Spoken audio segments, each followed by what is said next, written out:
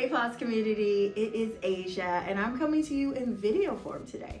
And all because I wanted to have a little chit chat about stress because it is April and April is Stress Awareness Month. So you might have seen me say something about it yesterday in my stories, but I wanted to spend a little bit more time with you because you, of course, you're my community. You are the people that I want to constantly make sure I'm pouring into. And so we have made it to Q2, and that can bring up a lot of emotions, especially if you're someone who is running a business. You may have certain goals. Even outside of business, all of us are probably setting goals for the year, and Q2 is usually when we're about to rev up. I also know for us mamas out there, we are officially in prime season of busyness. We have, depending on ages, this is when schools are wrapping up everything. So we have end of the grade testing. We have maybe a couple field trips. If your kids are older, we're ending some seasons going into new seasons. They're tryouts for next year. We have prom season coming up. It's just a busy season. We know that April gets a little crazy. May comes at us fast. For my ladies on here who know, there are some of you that I'm used to seeing for the last 2 years in May, and I'm so sad I will not. That is a stressor for me. But I hope you all are doing great. But anyway, the reason for this video is not to chit chat about those things, but to just give you some quick ways to know and signals that maybe you are in a cycle or in a stressful moment. And so these are 3 signs that you need to either, you can look at as do or 3 signs for stress. So the first thing is listening to our bodies. Our bodies are always going to signal us to when we are either under attack or there are certain stressors that are affecting us. There might be increased heart rate, sweating, headaches, tension in our body, maybe even some anxious, nauseous feelings in our stomach, like that feeling of just unsettling that actually ties into the second one.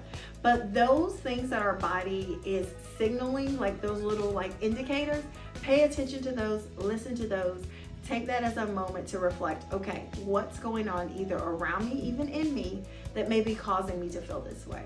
The second thing is also being aware of your emotions. Just like I said, maybe that unsettled feeling, that nauseating feeling, a lot of times that's anxiety. When you start feeling anxious, angry, irritated, those emotions are also indicators. What stressor is not only affecting maybe me physically, but also my mental and my emotional well-being. And then lastly, think about and look out for changes in your behavior.